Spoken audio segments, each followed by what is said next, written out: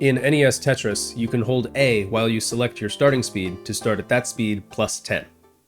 This video is my Tetris personal best high score, and so my 2 years of playing this game don't go to waste. I'll tell you how to play NES Tetris, in case you want to try it for yourself. You saw me here start at level 18, which is fast. For a beginner, I would recommend starting at level 9, or even lower. Whatever starting level allows you to place pieces where you want, without being too overwhelming, but also not too slow. If you're starting at a level slow enough that you start holding down to drag pieces into place faster, that's too slow. You never want to hold down in NES Tetris. Holding down can give you 5, maybe 11 points per piece, but it will also ruin your flow. At level 9, one Tetris gives you 12,000 points. At level 18, one Tetris gives you 22,800 points. Never hold down. The reason I start at level 18 is that it gives you 130 lines at level 18 speed, before the game drastically speeds up at level 19. And that's not so bad, since level 19 through 28 are actually all the same speed.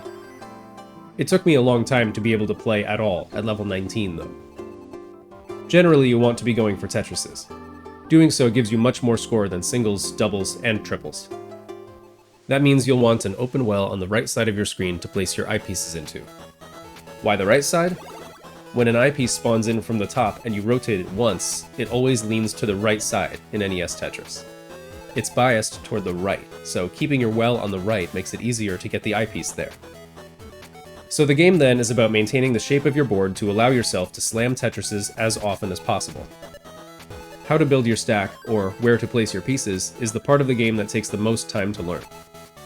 Basically, there are risky or greedy or aggressive placements, and safer placements. The way to give yourself the best shot at a high score is to stack as safely as possible. Even if you get super unlucky and barely see any eyepieces, a level stack will make it harder to make mistakes that will end your game. What I landed on after playing for 2 years is this: place pieces as flat as possible to build up your 4-line high well. This sets you up for Tetrises. But if you stack flatly too high up on the board, with no eyepiece in sight, that will quickly lead to the end of your run. The eyepiece might never come when you need it, so you need to be ready to use other pieces to burn down your stack to within a workable height. So once you have your 4-line high well, start throwing pieces as neatly as you can to the left. This lets you basically discard pieces as you wait for the next Tetris to come, and when it does, all you have to do is fill out the corner edge of your next 4-line high wall to allow for the next Tetris.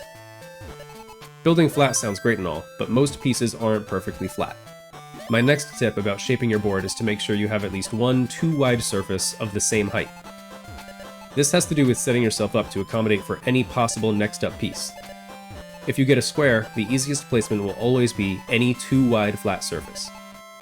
That placement requires the least amount of thought, which makes it nearly always the best option. Once the game gets faster, your decisions need to be made quicker, but every decision doesn't have to be the perfect one every time. If the majority of decisions are good enough, that will keep you playing and not topping out. If you see that you can place a piece that leaves an opening underneath, but one that you can immediately then tuck a next piece into, keeping your board solid and without holes, that's great too, but the simplest possible placement for a piece is preferred. Next, what to do with the J and L pieces.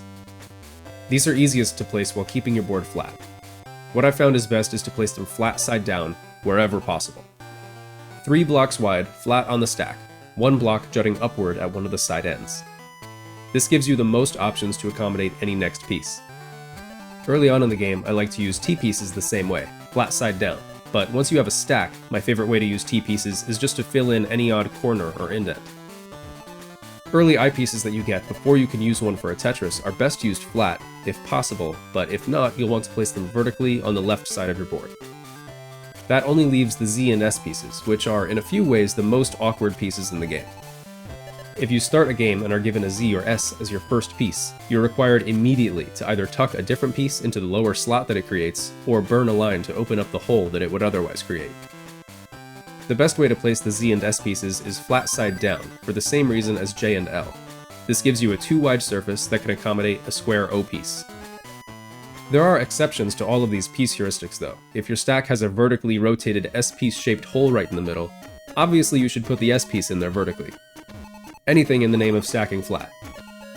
Another thing that just comes with time and experience is learning to see simple ways to burn the top edge of the stack down when needed, and to use tucks to turn awkward piece placements into good ones. That's something you'd continue to improve at if you played NES Tetris for 30 minutes a day, even after 4 straight years. One other factor in good placement is preventing piece dependencies. Building flat already mitigates this, but it's important to know why a dependency is a problem.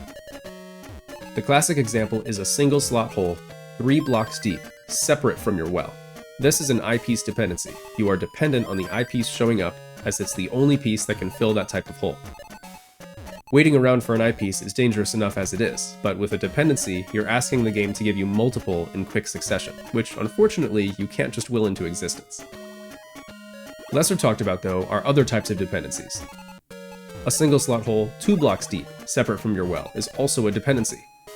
To cleanly get rid of it, that type of dependency either requires the eyepiece, or a J or L. And even though that's 3 out of the 7 pieces, if the game gives you multiple squares, S's, Z's, and T's in a row, this lesser dependency can also be trouble. These types of shapes make your board off balance, and avoiding them by building flat is almost always a good idea. So that's basically how to place pieces, but you might be wondering, especially if you've played more recent Tetris games like Tetris 99 or Tetris Effect, why the emphasis on accommodating so many possible pieces?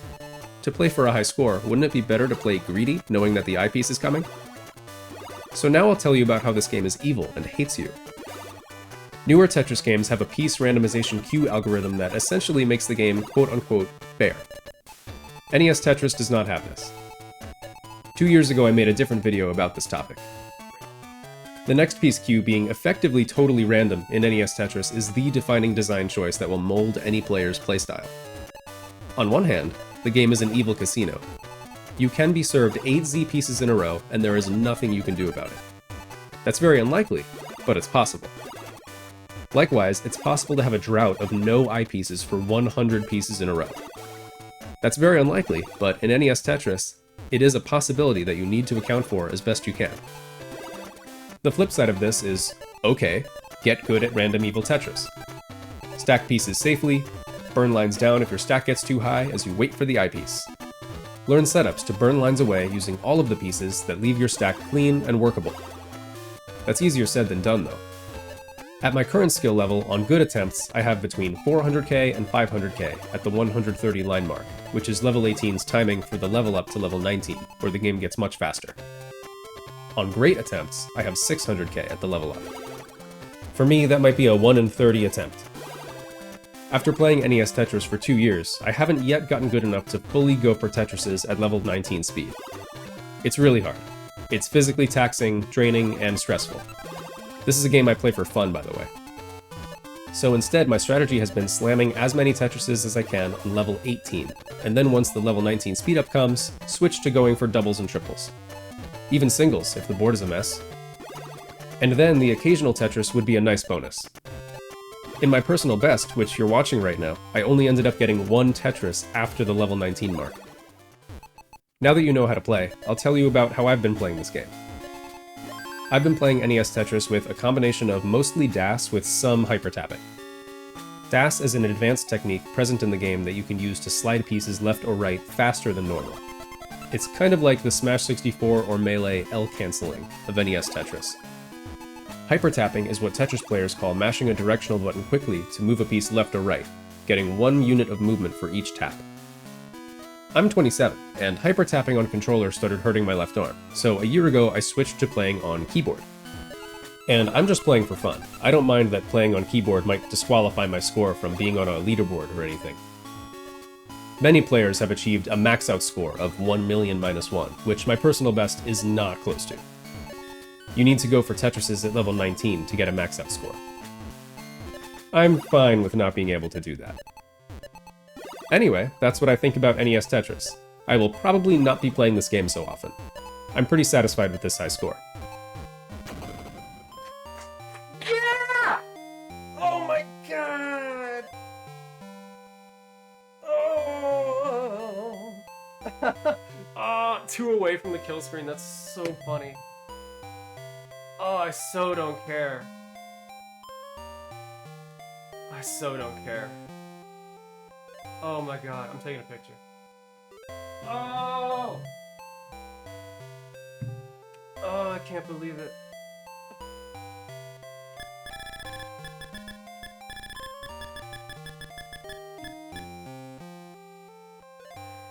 Pretty good. Pretty good. I'm so happy.